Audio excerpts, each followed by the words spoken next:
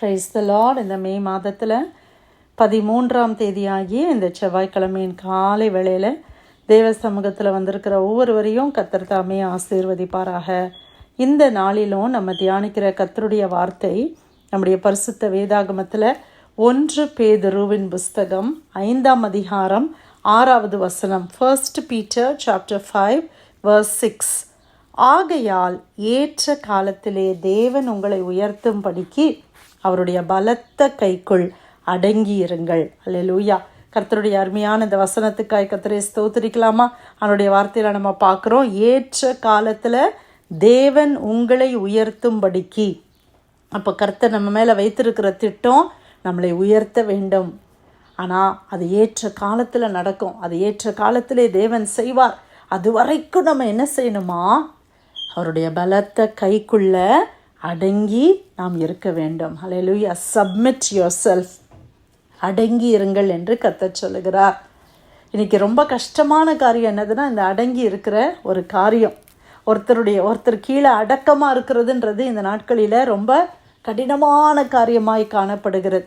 இது ஆகையால் என்று எழுதியிருக்கிறபடினால இதுக்கு முந்தின வசனங்களை நாம் வாசிக்கும்போது நம்ம அதை புரிந்து கொள்ள முடியும். ஆண்டவருடைய வசனம் சொல்லுது, அதுபடி இளைஞர்களே மூப்பர்களுக்கு கீழ்ப்படியுங்கள்.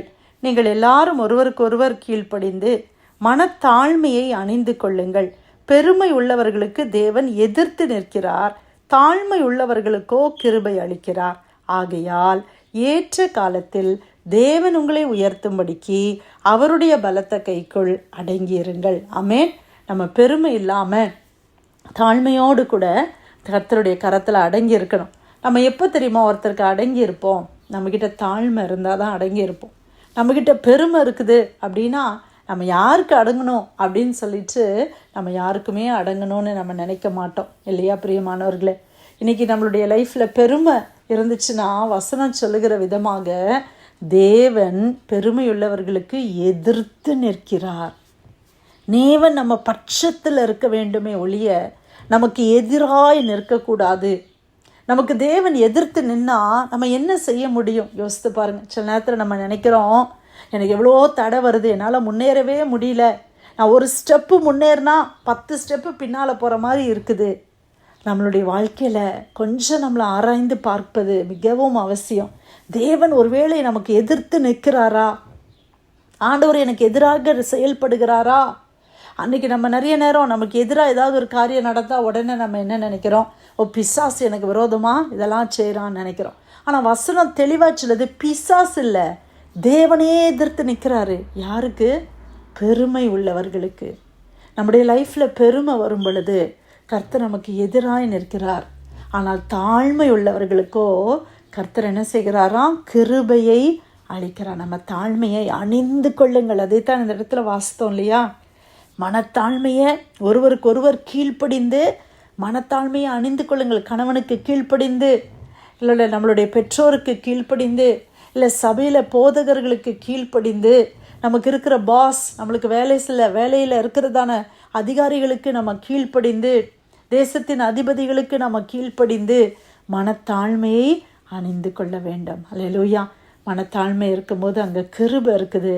அப்போ தேவன் நம்மளை உயர்த்துவார்.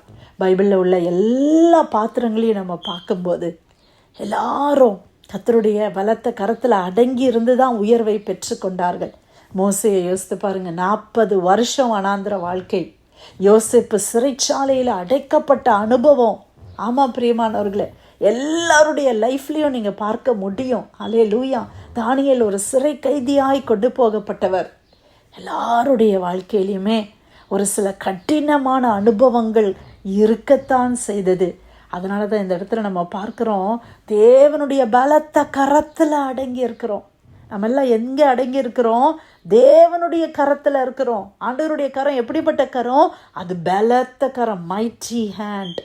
ஆண்டவருடைய கரத்தில் தான் நீங்கள் அடங்கி இருக்கிறீங்க. ஒருவேளை நீங்கள் நினைக்கலாம், என்னால் சுயமாக ஒன்றும் செய்ய முடியலையே, என்னுடைய கணவர்கிட்ட இப்படி நான் மாட்டிக்கிட்டேனே, இப்படி இந்த சூழ்நிலையில் நான் மாட்டிக்கிட்டு இருக்கிறேனே, இந்த வேலையில் போய் நான் மாட்டிக்கிட்டு இருக்கிறேனே. அடங்கிருங்க. ஏற்ற காலம் வரும், அப்போ கர்த்தர் உங்களை உயர்த்துவார். அல்லேலூயா. ஆனால் நம்ம என்ன நினைக்கிறோம், இப்போவே ஏதாவது பண்ணி இங்கேருந்து வெளியில் போயிடலாம், ஜம்ப் பண்ணிடலாம் அப்படின்னு நினைக்கிறோம். இல்லை பிரியமானவர்களே, கர்த்தர் சொல்கிறாரு, அவர் உயர்த்துவார். நிச்சயமாக உயர்வு உண்டு.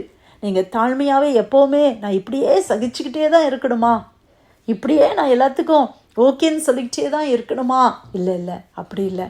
ஒரு காலம் வரும், அந்த ஏற்ற காலம் வரும்போது தேவன் உங்களை உயர்த்துவார். யோசேப்புக்கு ஒரு உயர்வின் காலம் வந்துச்சா இல்லையா? மோசேக்கு வந்துச்சா இல்லையா? தாவீதுக்கு வந்துதா இல்லையா? எல்லாரும் அடங்கி தானே இருந்தாங்க, ஆண்டவருடைய கரத்தில் அடங்கி இருந்தாங்க.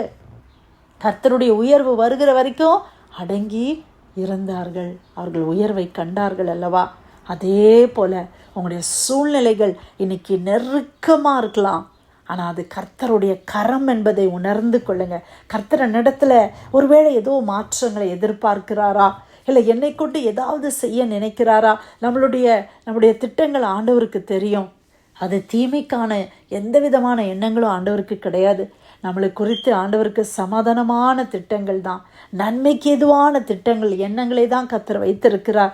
ஆகவே கர்த்தருடைய கரத்தில் நம்ம இருக்கும்போது, ஆண்டவருக்காய் காத்திருக்கும் பொழுது, ஆண்டவரே எப்போ ஆண்டவரே எனக்கு விடுதலை வரும், எப்போ ஆண்டவரே இதிலிருந்து அப்பா நான் வெளியில் வருவேன், எப்போ ஆண்டவரே எனக்கு இது நடக்கும் அப்படின்னு எதிர்பார்க்குறீங்களா? நிச்சயமாக நடக்கும். அது வரைக்கும் தேவ கரத்தில் நம்ம அடங்கி இருக்கணும்னு ஆண்டவர் சொல்கிறார். அந்த தாழ்மையை அணிந்து கொண்டு, ஆண்டவரே நீங்கள் சொல்கிற வரைக்கும் நான் அடங்கி இருக்கிற ஆண்டவரே அப்படின்னு சொல்லி உங்களை கொஞ்சம், அது கஷ்டமான பீரியடாக தான் இருக்கும், ஆனால் கொஞ்சம் நீங்கள் விட்டு கொடுங்க, ஆண்டவர் உங்களை உயர்த்துவார். எந்த இடத்துல நீங்கள் அடங்கி இருந்தீங்களோ அதே இடத்துல ஆண்டவர் உங்களை உயர்த்துவார். ஆமேன். தாவீதை உயர்த்தின கர்த்தர், பவுலை உயர்த்தின தேவன், இன்னைக்கு தேவ பிள்ளைகளாகிய நம்மையும் அவர் உயர்த்துவார்.